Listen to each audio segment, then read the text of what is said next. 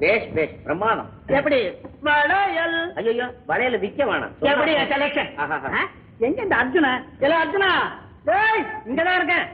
ஆமா எங்கடா பேருந்த? 4வது நாள் ஆஸ்பத்திரிக்கு போயிட்டு வந்துட்டு இருக்கேன். இல்லை என்னடா பேண்டேஜ்? இதை கட்டுறதுக்கு 5-6 கம்பவுண்டர். ஆமா பேனட் எல்லாம் வீங்கி கிடக்கு, தலையெல்லாம் செதறி கிடக்கு. எந்த மரத்துல போய் மோதிக்கிட்டேன்? ஐயோ மரத்துல மோதி இருந்தா தான் பரவாயில்லையே, மனுஷன் மோதி இந்த நிலைமைக்கு வந்திருக்கிறேன்.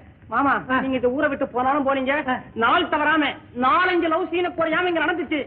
எனக்கும் கஷ்டமா தான் இருந்துச்சு. மாமா சொன்னேன், டாக்டர் சார் நீங்க வைத்தியத்துக்கு வந்திருக்கீங்க, இப்படி பண்றது தப்புன்னு. அவ்வளவுதான் தப்பிட்டாங்க. இங்க தப்பி ஆஸ்பத்திரிக்கு போய் அங்க தப்பி இப்ப இங்க வந்திருக்கிறேன். நீ செய்யறதெல்லாம் செய்துட்டு என்ன பத்தி இங்க கம்ப்ளைண்ட் பண்றியா? நீ செய்த காரியத்துக்கு உன்னை உயிரோட போட்டு புதைக்கணும்டா. ஏண்டா இவன் என்ன செய்தான் தெரியுமா? என்ன செஞ்ச? ராத்திரி 12 மணிக்கு மேல அந்த பொண்ணு தன்னன் தனியா இருக்கிற இடத்துக்கு போய் ஜன்னல் கம்பியை நீக்கி உள்ளார போய் பலகாரம் பண்றான், பலாத்காரம் பண்ணி இருக்கிறான். ஐயோ மாமா இப்ப சுத்தி வந்ததை பாத்தீங்கல்ல, இப்ப யார் நடைய பார்த்தா பலாத்காரம் பண்ற மாதிரி இருக்குது. உண்மையிலே எனக்கு நம்பிக்கை இல்லடா. ஐயோ சத்தியமா எனக்கு தெரியவே தெரியாது மாமா. என்ன என்ன பூமியை தொடச்சுக்கிட்டு போறான்? ஏன் சத்தம் இல்ல, மாமூல் சத்தம் உள்ள இருந்து வருது. ஐயோ நடக்கிற அமகலத்தை பார்த்தா பைத்தியம் ஆரம்பமாயிடுச்சு போல் இருக்க. ஆரம்பம் ஆகாம என்ன செய்யுங்கிற? 75% நான் குறைச்சு வச்சுட்டு வந்திருக்கேன். கேட்டீங்களா? 75% இம்ப்ரூவ்மெண்ட் பண்ணி வச்சுட்டு வந்திருக்கான். பாவி ஆனா முண்டோ, உன்னாலதானே இவ்வளவு கஷ்டம். போகுது போகுது சாமான்லாம் உடையுது சார், உள்ள போகல. ஏன் எதுக்குன்னு கேக்குறேன். எனக்கு மட்டும் ரோஷம் இல்ல. இவ்வளவு தூரம் நடந்த பிறகு இந்த வீட்டுல நான் இருப்பேனா?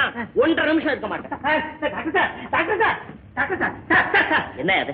செய்துங்க, உங்களுக்கு கோடி வணக்கம் பண்றேன். உங்க வணக்கம் எனக்கு தேவையில்லை, என் காலில் விழணும். உங்களை யார் யார் சொன்னது? குற்றம் செய்தவன் என் காலில் வந்து விழணும். உழுடா ஒத்திக்க பாக்காரா? சாமான் பட்டு பட்டு உடைய சட்டப்படி உண்டா? உடையிற சாமானுக்கு லிஸ்ட் எடுக்க வாங்க. நீங்க முன்னாடி போங்க, நான் பின்னாடி வர்றேன்.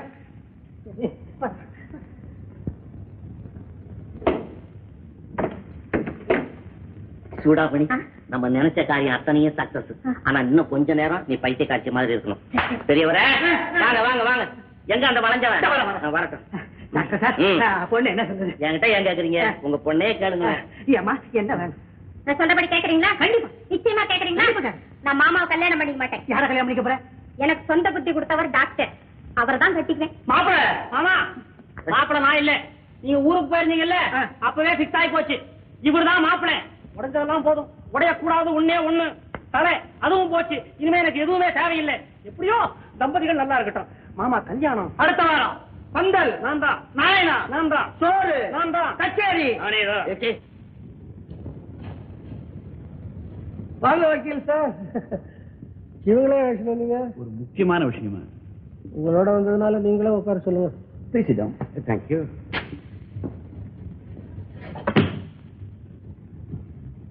என்ன விஷயம்? ஒண்ணுமில்ல, இவங்க 2 பேரும் உங்க பேர்ல ஒரு கேஸ் கொண்டு வர போறதா சொன்னாங்க. எம்எல்ஏ போடுவாங்க கேஸ், ஏன் போட மாட்டாங்க? இவனுக்கு நான் பொண்ணு கொடுக்கல, அதுக்கு இவன் ஒரு கேஸ் மேல போடுவான். இவன் கொலை செய்ய வந்தான், அதை செய்ய விடாத தடுத்துட்டேன், அதுக்கு அவன் ஒரு கேஸ் போடுவான். பெரிய மனுஷன் மேல கேஸ் போடக்கூடாதுன்னு ஒரு சட்டம் வேணும். ஆத்திரப்படாது. அவங்க சொல்ற வழக்கு கோர்ட்டுக்கு போனா அது உங்க கௌரவத்தை தான் பாதிக்கும். அதனாலதான் உங்க குடும்ப வக்கீல்ங்கிற முறையில இந்த தகராற பேசியே தீர்த்துக்கலான்னு என்ன அழைச்சிட்டு வந்தாங்க. இவங்க என்ன என் மேல கேஸ் போட போறாங்களா? நீங்க ராதாவின் தகப்பனார் இல்ல, ஒரு போலி. யார் சொல்றது நான் போலி? இந்த ஆள் போலி, அந்த ஆள் போலி, எல்லாரும் போலி. நான் ஏன் போலி ஆகுறேன்? மிஸ்டர், வீண் வார்த்தைகள் இருக்கு. இத பாருங்க, இந்த ஆல்பம் ஒரு சமயம் நெல்லையப்பரால ஒரு போட்டோகிராஃபர் கிட்ட எல்லா ஆர்குமெண்ட் செய்யறதுக்காக கொடுக்கப்பட்டது. இதுல இருக்கிறவங்கள உங்களுக்கு தெரியுதா சொல்லுங்க பாப்போம். ஆமா மிஸ் சுந்தரம், எதுக்கா வீணா கோர்ட்டுக்கு போகணும்? பேசியதை முடிச்சுடலாமே.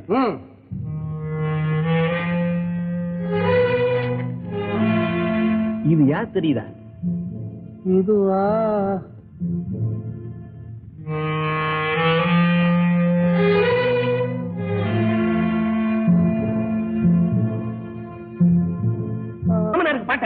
இல்லையே, இது அவருடைய தம்பியாச்சு. அது எங்களுக்கு தெரியும் ஐயா. என்ன டெஸ்ட் பண்ண வந்தீங்களே, உங்களுக்கு தெரியுதா இல்லையான்னு நான் டெஸ்ட் பண்ணேன்.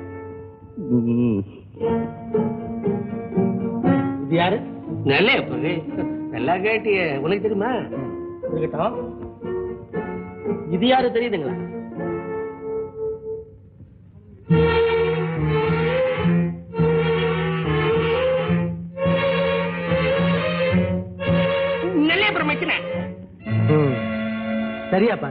இது நெல்லையப்பர் மைத்துனம் தானா? ஆமா, மச்சினன் தான். சின்ன வயசுல எடுத்த போட்டோங்க. இது நெல்லையப்பர் மருமகன் சுந்தரத்தின் பால்ய படம். அது உமக்கு தெரியும். அதாவது உங்கள் படம் உங்களுக்கே தெரியல. இனிமேலாவது ராதாவின் வாழ்வில் குறுக்கிடாமல் போய்விடுங்க. இல்லாவிட்டால் குற்றவாளி கொண்டு வந்து நிற்க வேண்டி வரும். என்னப்பா மிரட்டுற? நான் ஒண்ணு டூப்ளிகேட் இல்ல, ஒரிஜினல். நீ ஒண்ணா கோர்ட்ல கேஸ் நடத்த, நீ என்ன லோக்கல் வக்கீல், நம்ம வக்கீல் ஃபாரின் வக்கீல், ரெண்டு பேரையும் மோத விட்டு பாக்குறேன். மிஸ்டர் பத்மநாபன், உங்க ஃப்ரெண்டுக்கு நல்ல புத்திமதி சொல்லி நேர் வழியில நடக்க செய்ய வேண்டியது உங்க கடமை. வாங்க போலாம்.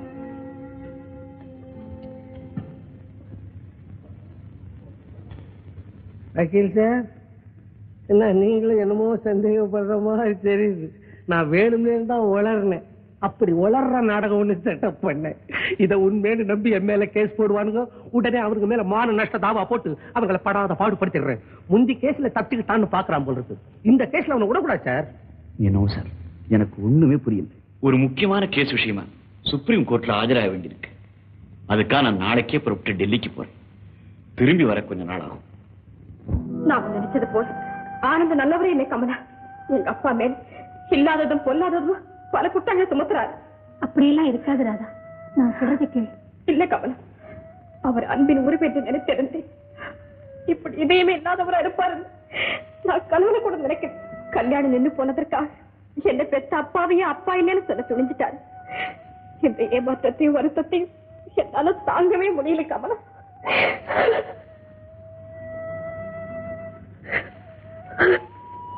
ராதா, நான் ஊருக்கு போறேங்கிற தகவலை உங்ககிட்ட சொல்லிட்டு போகலான்னு வந்த இடத்துல நீ இப்படி கண்ணீரும் கம்பளையுமா இருக்கிறத பார்த்தா என் மனசு என்ன பாடுபடுறது தெரியுமா ராதா? கமலா, நீ ஊருக்கு போறியா?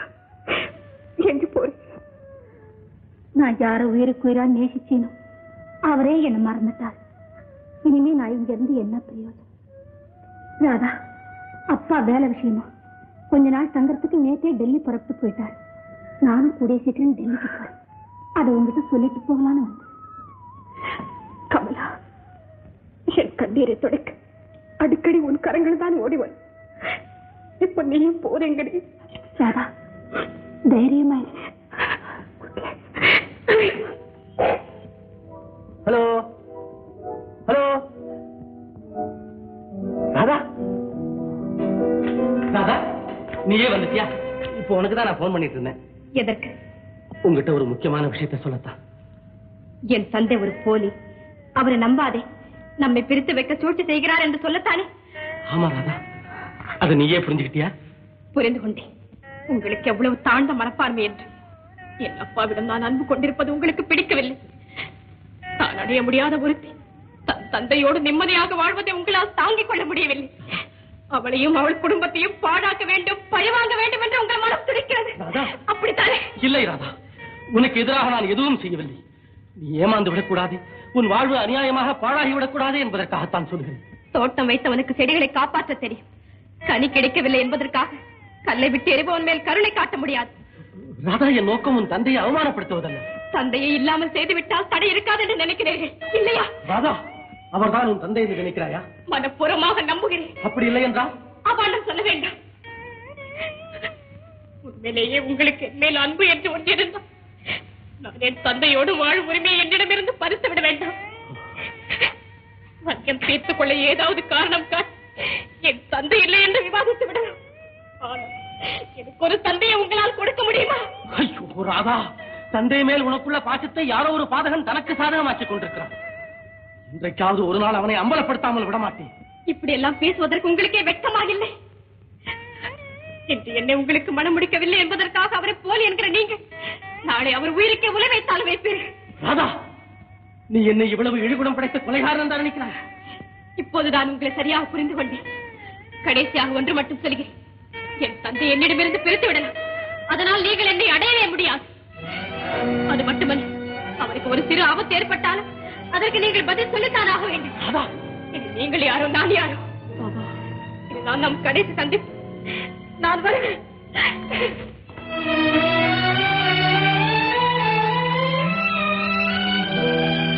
இனி யோசிச்சு பிரயோஜனம் இல்லை.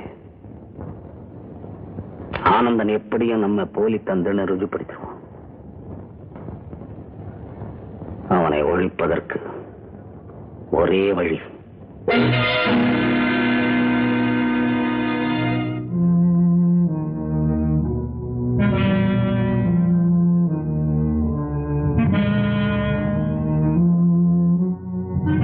இதோ பாத்தீங்களா, நீங்க கொடுத்த அம்மா படத்தை எல்லாரும் பண்ணி கொண்டு வந்திருக்கிறேன். என்ன எங்க அம்மாவை உயிரோட பார்க்கத்தான் எனக்கு கொடுத்து வைக்கல. கவலைப்படாதப்பா, உலகத்துல எல்லாருக்கும் எல்லாமே அமைவதில்லை. ஒவ்வொருத்தருக்கும் ஒவ்வொரு குறை இருந்துகிட்டு தான் இருக்கும். சரி, நீ போய் படு, நேரமாச்சு பாரு. வரேங்க.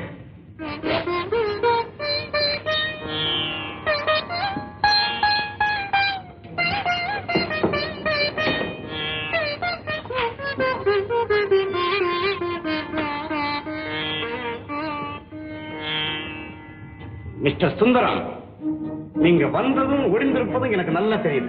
கொஞ்சம் இப்படி வாங்க. நீங்க ஒரு போலி, ராதாவின் தந்தையாக நடிச்சுக்கிட்டு இருக்கீங்க. இதெல்லாம் தெரிஞ்சிருந்தும் ஆனந்த் உங்க பேர்ல கேஸ் போடாதது ராதாவுக்கா? ஆனா நீங்க என்னன்னா அவனுக்கு அழிவு தேடி வந்திருக்கீங்க.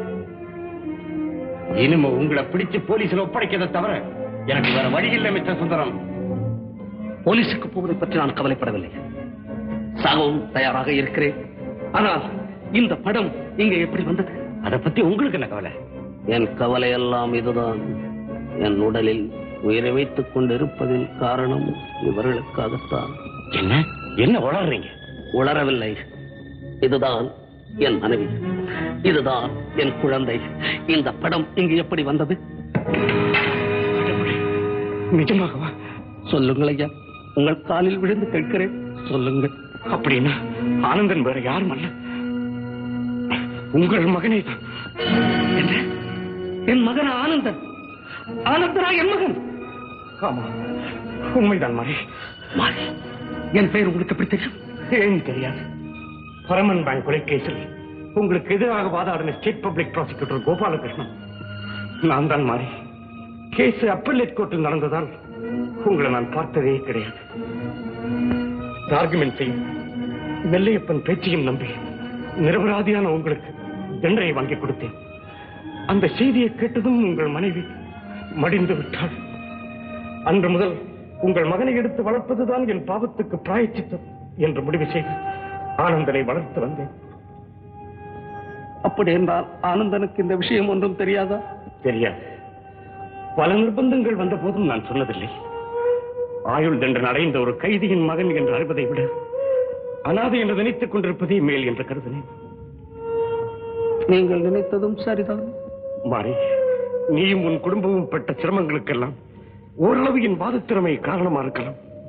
ஆனால் ஆனந்த் என்று பிரபலமான ஒரு வக்கீல், ஒரு நல்ல எதிர்காலம் அவனுக்காக காத்துக் கொண்டிருக்கிறது. நிச்சயமா அவன் ஒரு நீதிபதியாக போகிறான். நானும் என் மனைவியும் செய்ய முடியாத கடமையை செய்த தியாகி நீங்கள்.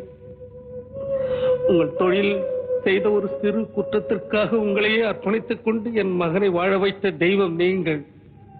உங்கள் பக்கத்தில் நான் நிற்பதற்கு கூட அருகதையற்ற பழிவாங்கும் தன்மையில் வேறொருவனை மகனாக எண்ணிக்கொண்டு என் சொந்த மகனை கொல்ல வந்தவன் கொடியவன் நான். ஐயா, உங்களை ஒன்று கேட்கிறேன், தயவு செய்து எனக்கு ஒரு உதவி செய்யுங்கள். என்ன மாதிரி சொல்லுங்க. நான் அவனுடைய தந்தை என்று அவனிடத்தில் சொல்ல வேண்டாம். அவனிடம் மட்டுமல்ல, இந்த ஊரிலே யாருக்குமே சொல்ல வேண்டாம். தன் தந்தை ஒரு போலி, கொடியவன் என்ற எண்ணங்கள் எல்லாம் அவன் மனதிலே புக வேண்டாம். நீங்களே தந்தையா இருங்கள் அவனுக்கு. அதோ என் மகன். இல்லை இல்லை, என் மகன் இல்லை, உங்கள் மகன் மாறி வந்து விடுவார். நான் போய் வருகிறேன், மன்னிக்கவும். மாறி. சங்கர்! சங்கர்! அப்பா வாங்கப்பா வாங்கப்பா, உட்காருங்கப்பா. என்ன நின்னுட்டு இருக்கீங்க? இனிமே அந்த மாதிரி கூப்பிட எப்படி கூப்பிட சொல்றீங்க? நல்லா பாடுற என்ன? நான் உங்க அப்பேன், நீ என் மகனா? என்னடா புளிக்கிற? என்னப்பா பெத்த மகனைய பத்தி சந்தேகப்படுறேன்? தொடாத. பெத்த மகனா? என் மகன் வேணு வீட்டுல பார்த்தா அவன் நல்லா படிச்சுட்டு வைக்கல இருக்கான். அவன் எங்க, நீ எங்க? உண்மை சொல். சரி, சொல்ல வேண்டிய நேரம் வந்துருச்சு, சொல்லிடு. என் பேர் சின்னகண், எங்க அப்பன் பேர் பெரியகண், ஊர் சின்னாலப்பட்டு. என்னன்றப்போ ஏன்டா என் மவன் சொல்லி என்ன ஏமாத்தினேன் உன்னை சும்மா கூவாதையா. இவ்வளவு நாள் உன் மவன் நடிச்சு உன் மனசுக்கு நிம்மதியை கொடுத்து அதை பத்தி சந்தோஷப்படியா, அதை விட்டு பட நன்றி கட்டாள் ஆகிறியா? அயோக்கிய பேர். இவர் பெரிய யோகியன், இவர் டூப்ளிகேட், நான் ஒரு டூப்ளிகேட். பெரிய ஒரிஜினல் மாதிரி சைடு வாங்கிறீங்கன்னா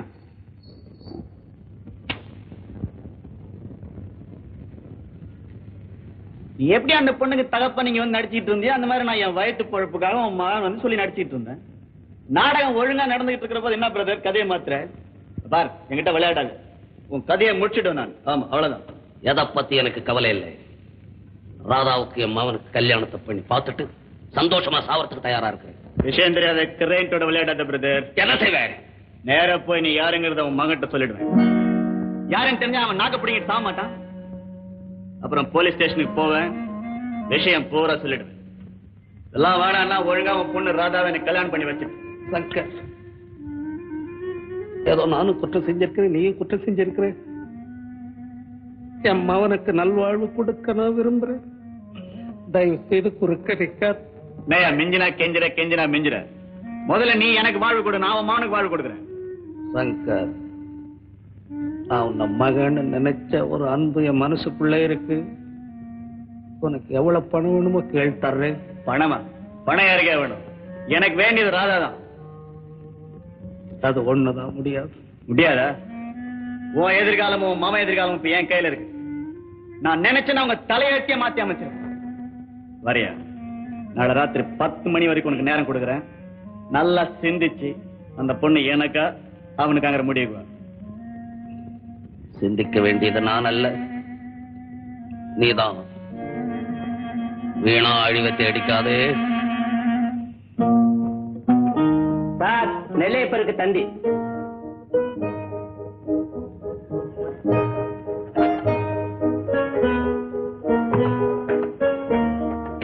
நெல்லையப்பர் செத்து எத்தனை நாள் ஆச்சு? இப்ப தந்தி வருது.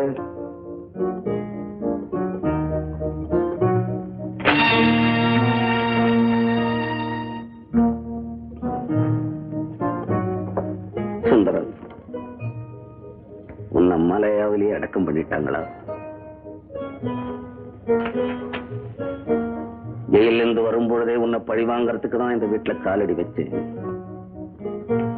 ஆனா நீ செத்துட்டேன்னு கேள்விப்படும் பொழுது மனமாற வருத்தப்படுறேன்.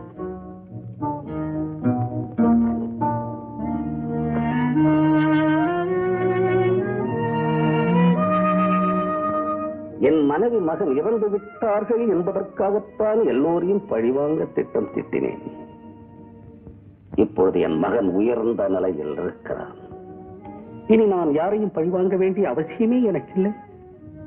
சுந்தரம், நீ இருந்தால் உன் மகள் ராதாவுக்கு என்னென்ன செய்வாயோ அதையெல்லாம் நானே செய்கிறேன். நான் யார் என்பதே அவளுக்கு தெரியாமல் அவள் எதிர்காலத்தை சிறப்பாக வைக்கிறேன்.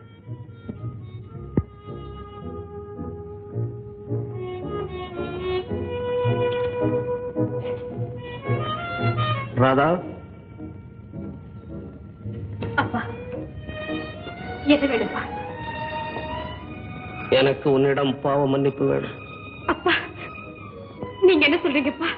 இல்லை, நான் உன் அப்பா இல்லை. அப்பாங்கிற புனித ஸ்தானத்தில் இருக்கக்கூடிய அர்ப்பன்.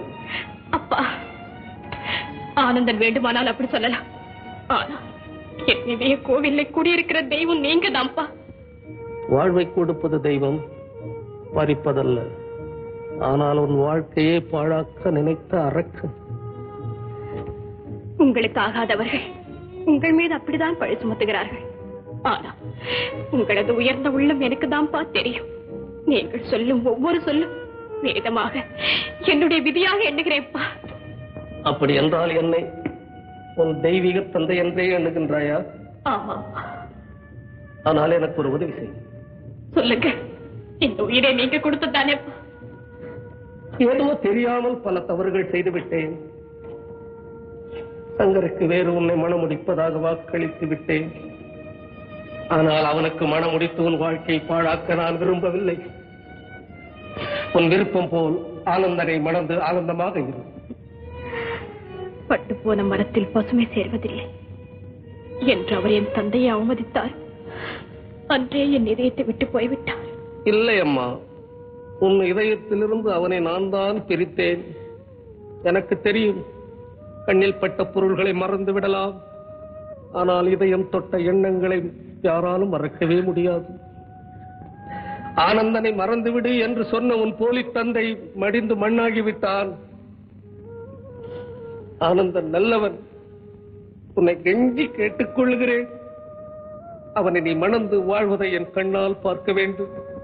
அப்பா, நீங்கள் ஏன் இப்படியெல்லாம் பேசுகிறீர்கள் என்று எனக்கு நன்றாக தெரியும்.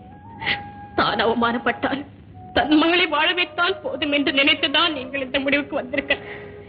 இந்த கல்யாணத்தை நடத்தியும் உங்கள் கண்களால் பார்க்கலாம். ஆனால் நீங்கள் அவமானத்தால் வேதனைப்பட்டு தலை குனிந்து நிற்பதை என்னால் காண முடியாதப்பா. வேண்டுமானால் என்னை குருடையாக்கிவிட்டு ஏற்பாட்டு செய்யுங்கள். ராதா, உன்னை குருடாக்க நினைத்தேன், கொல்லவும் நினைத்தேன். ஆனால் இன்று உன்னை வாழ வைக்க வேண்டும் என்று எண்ணுகிறேன். அப்பா, நீங்கள் நினைப்பது தவறு. சங்கரை மணப்பதால் நான் குருடியாகிவிட மாட்டேன் அப்பா.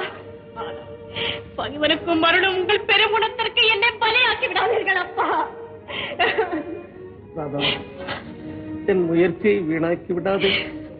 குழந்தை பாசம் இப்பொழுது என்னை வேதனைப்படுத்துகிறது. அப்பா, நீங்கள் என் மன உறுதியை சோதிக்கிறீர்கள். என் மனம் மாறவே மாறாது.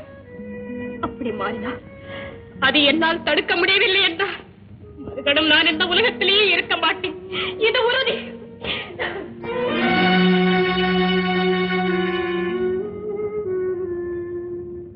தவறு செய்ய முடிந்ததை தவிர என்னால் திருத்த முடியவில்லை. இவர்களை எப்படி வாழ வைப்பேன்? வணக்கம்மா. கிராமத்துக்கு போறேன்னு சொல்லிட்டு இவ்வளவு நாளா எங்கடா போய் தொலைச்ச? அண்ணன் கல்யாணம் உள்ள வந்துட்டா வெளியே நிக்குதா? கல்யாணமா? பொறுப்புள்ளவனா நீ? அம்மா, என்னம்மா சொல்ற? என்ன நடந்துச்சு? நடக்க கூடாதெல்லாம் நடந்து போச்சு. என்கிட்ட கொஞ்சம் விவரமா சொல்லப்படாதா? சொல்றேன், உட்கார். ஹலோ, யாரு? நான் தான் சங்கர் பேசுறேன். யாரு, வக்கீல் சாரா? உங்ககிட்ட ஒரு முக்கியமான விஷயம் பேசணும். உனக்கும் ராதாவுக்கும் நடக்க போகும் திருமணத்தை பற்றியா? அந்த கல்யாணம் இனிமேல் நடக்காது. அதான் நான் உங்ககிட்ட பேச வேண்டியது அதை பத்தி இல்லையா, உன் சரித்திரத்தை பத்தி. என்ன? எதிர்பாராத விதமா உன் சரித்திரம் எங்கிட்ட கிடைச்சிருக்கியா? ஆண்டியப்பன் தெரு 15வது நம்பர் வீட்டுல வந்து என்னை சந்திச்சேன்னா உனக்கு பலன் கிடைக்கும். ஹலோ ஹலோ ஹலோ,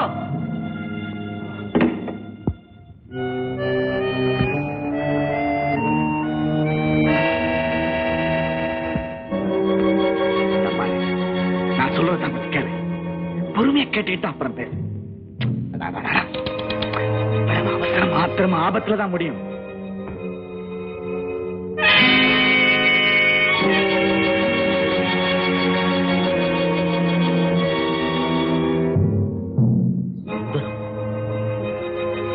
அந்த ஆள் மாறாட்டக்காரன் இங்க வந்திருக்கானா?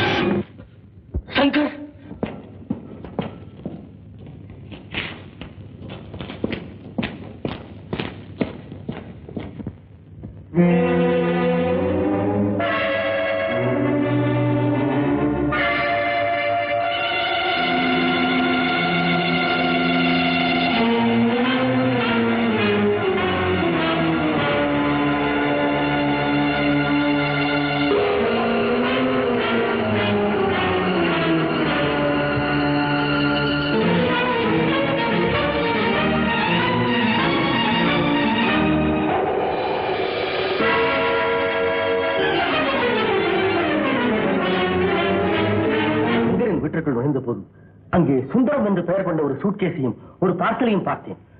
அப்பொழுது திடீரென்று சங்கர் பிணமாக உருண்டு வந்து கை விழுந்தார். மேலே யாரோ நடமாடுவது போன்ற சப்தம் கேட்டது. நான் ஓடி போய் பார்த்தபோது அங்கே யாருமே இல்லை. நான் திரும்பி வந்து பார்த்தபோது அந்த சூட்கேஸையும் பார்சலையும் அங்கு காணவில்லை. அதனால சுந்தரம் தான் இந்த கொலை செய்திருக்கணும்னு நீங்க அபிப்பிராயப்படுறீங்க இல்லையா? அதற்கு மேலும் சில காரணங்களும் உண்டு. சுந்தரம் தன் மகளையே சங்கருக்கு மனமளித்துக் கொடுப்பதாக வாக்களித்திருந்தாராம். ஆனால் திடீரென்று அந்த முடிவை மாற்றிக்கொண்டாராம். அதனால் அவர்களுக்கிடையே மனக்கசப்பு ஏற்பட்டிருக்க வேண்டும். அது கூட இந்த கொலைக்கு காரணமா இருக்கலாம் inspector sir. Sundaram, mister Sundaram. What sir? Shankar என்பவரை கொலை செய்திருக்கலாம் என்ற சந்தேகத்தின் பேரில் உங்களை கைது செய்திருக்கிறோம். சங்கர் கொலை செய்யப்பட்டானா? எஸ். ஆனந்தன் இங்கு வருமாறும் ஏதோ அவசரமாக பேச வேண்டும் என்று போன் செய்தாராம். அங்கு சென்ற ஆனந்தன் சங்கர் கொலை செய்யப்பட்டிருப்பதையும் உங்கள் பெயரிடப்பட்ட ஒரு சூட்கேஸையும் பார்சலையும் பார்த்திருக்கிறார். நீங்கள் தான் அந்த கொலை செய்திருக்கலாம் என்று மிஸ்டர் ஆனந்தன் நினைக்கிறார். இல்லை இல்லை, எங்க அப்பா யாரையுமே கொலை செய்யவில்லை. காலையிலிருந்து வீட்டில் தான் இருக்கிறார் இன்ஸ்பெக்டர் சார். ஆனந்தன் வேண்டும் என்று எங்க அப்பா மேல பழி சுமத்துங்க.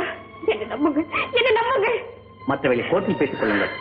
இப்போது நான் இவரை கைது செய்கிறேன். ப்ளீஸ். ஐயோ,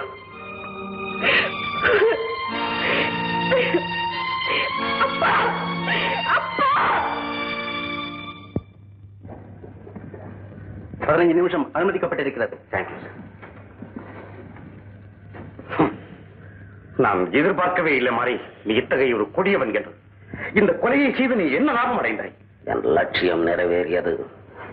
என் மகனின் திருமணத்திற்கு குறுக்கே இருந்த தடையை உடைத்து விட்டு. நீ நினைப்பது முழு தவறு மாறி.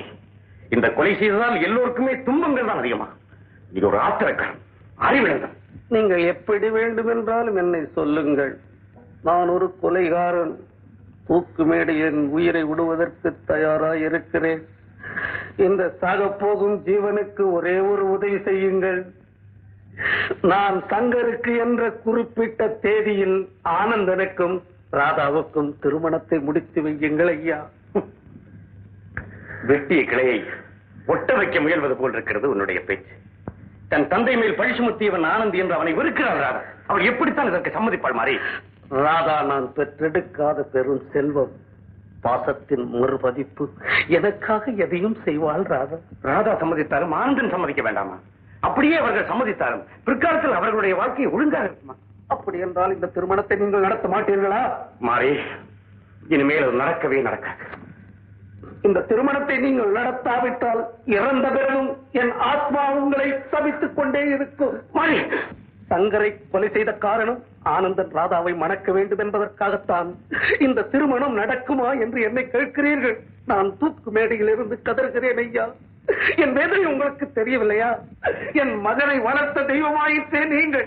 ராதா இல்லை என்றால் என் மகன் வாழ்க்கை பாழாக போகிறது. அந்த கைங்கரியத்தை, அந்த புனிதமான வேலையை நீங்கள் தான் செய்ய போகிறீர்களா ஐயா? செய்யுங்கள் ஐயா. மாறி, மாறி, நான் காலமெல்லாம் எதற்காக வாழ்ந்தேனோ அதையே நீ சுக்கு நூறாக உடைத்து விடுகிறாய். இருந்தாலும் உன் தவறுகளுக்கிடையே உன் தந்தை பாசத்தை என்னால் பார்க்க முடிகிறது. விரும்பாத இருவரை திருமணம் செய்து வைப்பது குற்றமானால் அதையும் உனக்காக நான் செய்ய தயாராக இருக்கிறேன். உன்னுடைய இறுதி வேண்டுகோளை நான் எப்படி நிறைவேற்றி வைக்கிறேன்.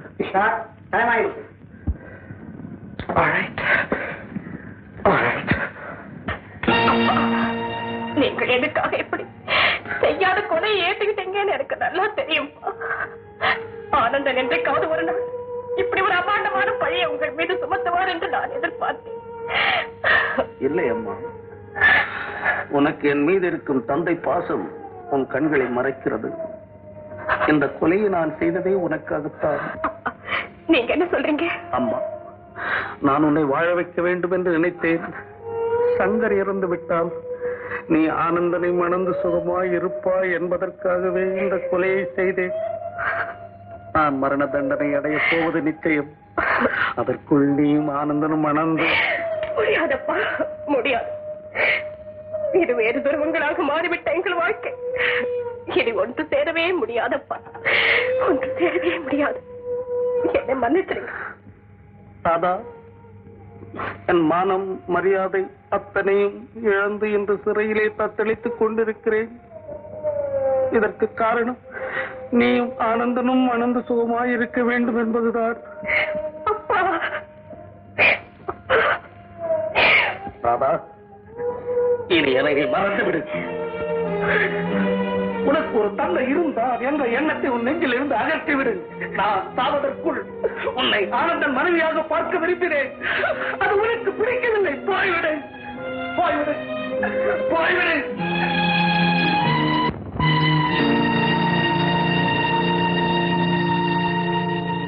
முடியாது, முடியாது. இந்த திருமணத்திற்கு என்னால் சம்மதிக்கவே முடியாது. அப்படி எல்லாம் சொல்லாத ஆனந்த். நீ ராதாவும் ஒருத்தருக்கொத்தர் எவ்வளவு நேசிக்கிறீங்கிறது எனக்கு நல்லா தெரியும். நீங்கள் நினைப்பது தவறு. அவள் என்னை வைரியாக நினைக்கிறாள். அந்த கொலைப்பழியை நான் தான் அவள் தந்தையின் மேல் சுமத்தினேன் என்று முழுமையாக நம்புகிறான். இல்லை ஆனந்த், இல்லை. தன் மகளை வாழ வைக்கத்தான் அவர் அந்த கொலையை செய்தார். இப்பொழுது உன்னை மணக்க வேண்டும் என்று அவர் தான் அவளை வேண்டுகிறார். ஆனந்த், இருக்கலாம். தந்தைக்கு செய்யும் கடமைக்காக அவள் என்னை மணக்கலாம். ஆனால் அது வாடிய மலர்களை கொண்டு தொடுத்த மாலையை போலத்தான் இருக்கும். அந்த முடிவுக்கு வந்துவிடக்கூடாது, வந்துவிடக்கூடாது. ஆனந்த், இந்த ஒரு விஷயத்துல மட்டும் வேற எதையுமே யோசிக்காம நான் சொல்றது கேட்போம். பிறருக்காக வேண்டுமானால் நாங்கள் மணக்கலாம். ஆனால் எங்களுக்காக வாழ முடியாது. சங்கரை கொலை செய்த அவர் ஏற்கனவே ஆயுள் கைதியாக தண்டனை அனுபவித்தவர். அவரை பற்றிய விவரங்களை எல்லாம் எனக்கு ஜெயில் அதிகாரி எடுத்து சொல்லியிருக்கிறார். இந்த நிலையில் அந்த பெண்ணைத்தான் நான் திருமணம் செய்து கொள்ள வேண்டும் என்று ஏன் என்னை இப்படி நீங்கள் வற்புறுத்துகிறீர்கள்? ஆனந்த், உனக்கு நான் எப்படி எடுத்துச் சொல்வதென்றே எனக்கு தெரியவில்லை. ஆனால் நான் ஒன்று மட்டும் சொல்கிறேன் கேள். உன்மேல் அக்கறை கொண்டவன் நான். என் உயிருக்கு மேலாக அன்பு காட்டி உன்னை வளர்த்தவன் நான். உனக்காக என் வாழ்வையே அர்ப்பணித்துக் கொண்டவன் நான். நான் ஒரு தியாகி என்றெல்லாம் சொன்னாயே, அதெல்லாம் உண்மையா இருந்தால், அதற்கெல்லாம் ஓரளவுக்கு நீ நன்றி காட்ட விரும்புவது உண்மையாக இருந்தால், நீ ராதாவை மணந்து கொள்ளத்தான் வேண்டும், மணந்து கொள்ளத்தான் வேண்டும். எனக்கு எனக்கு எனக்கு வேண்டியது ஒரு நல்ல முடிவு. நான் மன்றாடி கேட்கிறேன், நான் கெஞ்சி கேட்கிறேன். சரி என்று சொல்லப்பா, சரி என்று சொல்லப்பா, சரி என்று சொல்லு. சரி என்று நான் சொல்லலாம். ஆனால் ராதா, நான் தயார். ராதா, ராதா, உண்மையாகவே நீ என்னை மணக்க விரும்புகிறாயா? இல்லை என்றால் நீங்கள் இருக்கும் இடம் தேடி வருவேன். இதனால் நீ அடையப் போவது என்ன? என் கடமை நிறைவேறும். ராதா, நீ என்னை மணந்து கொண்டா உன் வாழ்வை வளமாக்கிக் கொள்ள முடியும் என்று பரிபூர்ணமாக நம்புகிறாயா? அது திருமணத்திற்கு பிறகு தீர்மானிக்கப்பட வேண்டிய விஷயம். இல்லை, இல்லை. நம் வாழ்வு நல்லபடியாக இருக்கும் என்ற நம்பிக்கை எனக்கு இல்லை. அதை பற்றி எனக்கு கவலை இல்லை. நான் உங்கள் மனைவியாகித்தான் சேர வேண்டும். ஒரு பெண்ணுக்கு வாழ்வு ஆரம்பமாகும் அதே மனமேடை எனக்கு முடிவே வந்தாலும் கவலை இல்லை. தயவு செய்து இந்த கல்யாணத்திற்கு சம்மதம் கொடுங்க.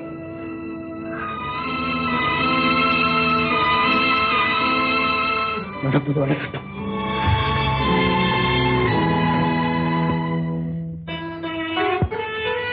ராதா, இந்த வைர மோதிரம் உன் விரலுக்கு எவ்வளவு பொருத்தமா இருக்கு பத்தி. நல்ல நேரத்தில் கொடுத்தீங்க ராதா. நீ படிச்ச பொண்ணு, புத்திசாலித்தனமா நடந்து.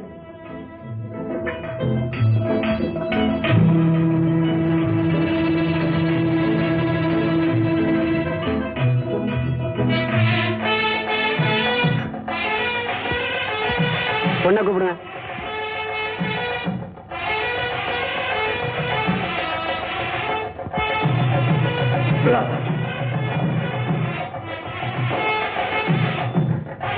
கமலா, கமலா வரலையா? அவள் வரமாட்டாள். வரமாட்டாளா? என்ன சொல்றீங்க? தன் உயிர் தோழியின் திருமணம் எங்கே தன் தந்தை வராமல் நடந்துவிடப் போகிறதோ என்றுதான் கமலா என்னை இங்கே துரத்தி இருக்கிறாள். ராதா, உன் தந்தையால் கொல்லப்பட்டதாக சொல்லப்படும் கொலை செய்தது உன் தந்தை இல்லை, என் மகள் கமலா. அம்மா, என் மகள் கமலா. என்ன கமலா? ஆமாம், இறந்து போன சங்கரை அவள் எங்கோ எப்படியோ சந்திச்சிருக்கா, உயிருக்குயிரா நேசிச்சிருக்கா.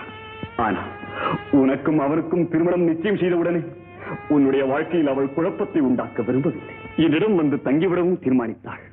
ஆனால் கடைசி தடவையாக ஒரு முறை அவனை பார்த்துவிட்டு வரலாம் என்று போயிருக்கிறாள். அவளை கைவிட்ட அவன் உனக்கும் துரோகம் செய்யும் எண்ணத்தோடு இருந்தான் என்பதை அவள் அறிந்தாள். உடனே ஓடோடி வந்து உன்னிடம் உண்மையை கூறலாம் என்று அவள் முயற்சித்த போது அந்த பாவி அவளை தடுத்து நிறுத்தி கொலை செய்யவும் முயன்றான். இருவருக்கும் இடையே நடந்த அந்த போராட்டத்தில் கமலா அவரை கொண்டு விட்டாள். பிறகு அந்த கலவரத்தில் ஒன்றும் செய்ய தோன்றாமல் என்னை தேடி டெல்லி வந்தார். எதிர்பாராமல் பழி உன் தந்தையின் மீது விழுந்துவிடது. டெல்லி போலீசாரிடம் உண்மைகளை வாக்குமூலம் கொடுத்துவிட்டு தன் வாழ்க்கையை முடித்துக் கொண்டார். ராதா, என் மகள் கமலா இறந்து விட்டாள். அம்மா, கமலா, கமலா. என்ன மிஸ்டர் பத்மநாபன், சுந்தரம் என்ற பெயர் எழுதப்பட்ட ஒரு சூட்கேஸையும் ஒரு பார்சலையும் கொலை நடந்த அந்த சங்கர் வீட்டில் நான் பார்த்தேன். இதுதானே அந்த சூட்கேஸ்? ஆமா. இது யாருடையது? ஒரு முறை ராதாவால் கமலாவுக்கு கொடுக்கப்பட்டது. இதுதான் அந்த பார்சல்ல இருந்த படம். என்ன எனக்கு ஒன்றுமே புரியவில்லை. நான் இவைகளை கொண்டுதானே ராதாவின் தந்தைதான் அந்த கொலையை செய்திருக்க வேண்டும் என்ற முடிவுக்கு வந்தேன். செய்ததையும் செய்துவிட்டு ஒன்றும் தெரியாதவர் போலவா நடிக்கிறீர்கள்? என் அப்பாவை தூக்கு மேடுக்கு அனுப்பிவிட்டார். அப்புறம் என்ன உங்களுக்கு அடிமையாக்கி கொள்ளலாம் என்றுதானே இப்படி திட்டமிட்டு செய்தீர்கள்? ஐயோ ராதா, நீ நினைப்பிருக்கிறது நான் இந்த சாட்சியங்களையும் சந்திரன் டெலிபோன் பேசியும் கட்டுத்தான் இந்த முடிவுக்கு வந்தேனே தவிர வீணாக படி சுமத்துவதற்காக நான் அப்படி செய்ய வேண்டிய அவசியம் இல்லை. போதும் உங்கள் கற்பனை குற்றச்சாட்டுகள். இல்லை ராதா, இவைகள் கற்பனை குற்றச்சாட்டுகள் அல்ல. இந்த கொலையை பற்றி துப்பு துலக்கிய போலீஸ் அதிகாரி தான் இந்த விவரங்களை எனக்கு கொடுத்திருக்கிறார். நீ தெய்வீக தந்தை என்று எண்ணிக்கொண்டிருக்கிறாயே, அவர் ஒரு கொடியவர், சிறை கை, கொலை சாதகர், உன்னையும் என்னையும் பிரிக்க வந்த துரோகி. போதும், நிறுத்து ஆனந்த். இனிமே அவரை பற்றி ஒரு வார்த்தை பேசினால் கூட என்னால் பொறுத்துக் கொள்ள முடியாது. நீங்கள் ஏன் அவருக்காக இப்படி பரிந்து பேச வேண்டும்? அவர் ஒரு கொடியவர். இல்லை ஆனந்த், இல்லை. செய்யாத குற்றத்திற்காக வாழ்நாளெல்லாம் வேதனைப்பட்டுக் கொண்டிருக்கும் ஒரு அப்பாவி அவர். உங்களுக்கு தெரியாது, அவர் ஒரு போலி. ஆனந்த், ஆனந்த், பகைவன் மகளை பழிவாங்கும் எண்ணத்தோடு வந்திருந்தாலும் அவள் பாசத்திற்கு கட்டுப்பட்டு தந்தையாகவே மாறி அவளை வாழ வைக்க முயன்ற அவரா போலி, அவர் அன்பா போலி, அவர் பாசமா போலி. இல்லை ஆனந்த், இல்லை. செய்யாத குற்றத்திற்காக தூக்கு மேடையும் ஏறி உங்களை வாழ வைக்க முயன்ற ஒரு உத்தமர், தியாகி, தெய்வப்பிறவி. அப்பா, அவர் தெய்வப்பிறவி. மனித எல்லைக்கே அப்பாற்பட்ட அந்த மாபெரும் தியாகிக்கு நீ மகனாக பிறந்தாயே, அதற்காக நீ பெருமைப்படு ஆனந்த், பெருமைப்படு. நீங்கள் சொல்வது உண்மைதான் ஆனந்த். என்ன உண்மையா? எப்படி உண்மை? சொல்லுங்கள், சொல்லுங்கள். பரமன் பேங்க் கேஷியரை கொலை செய்தது ராதாவின் உண்மை தந்தை சுந்தரம்.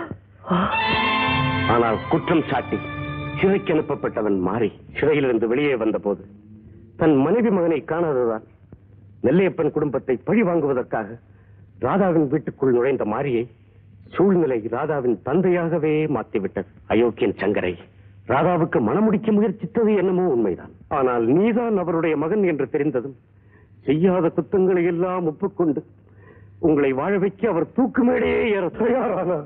அப்படி என்றால் இந்த உண்மைகளை எல்லாம் இவ்வளவு நாட்களாக என்னிடம் சொல்லாமல் ஏன் இப்படி மறைத்து வைத்திருந்தீர்கள்? ஆனந்த், அவரை பற்றி சொல்லி உன் மனதை வேதனைப்படுத்தக் கூடாது என்று அவர்தான் என்னிடம் கஞ்சி கேட்டுக் கொண்டார். ஆனந்த், ஐயோ, இதென்ன கொடுமை!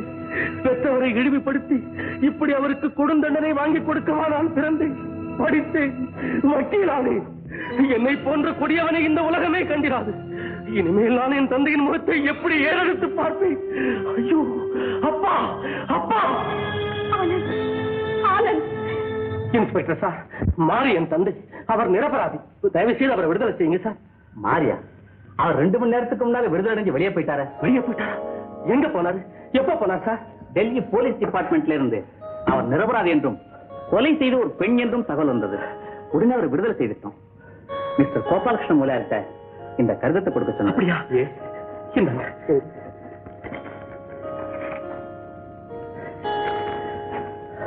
அன்புள்ள பெரியவரே, நான் விடுதலை அடைந்து விட்டாலும் மீண்டும் யார் வாழ்விலும் குறுக்கிட விரும்பவில்லை.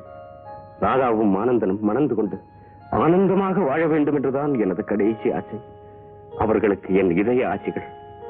என் அமைதியை தேடி உங்களை விட்டு நான் வெகு தூரம் செல்கிறேன். என்னை யாரும் தேட வேண்டாம்.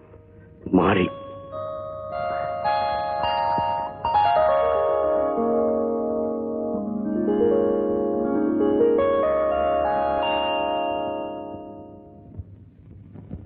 உருவங்கள் மாறிவிடும், உள்ளங்கள் மாறாதே.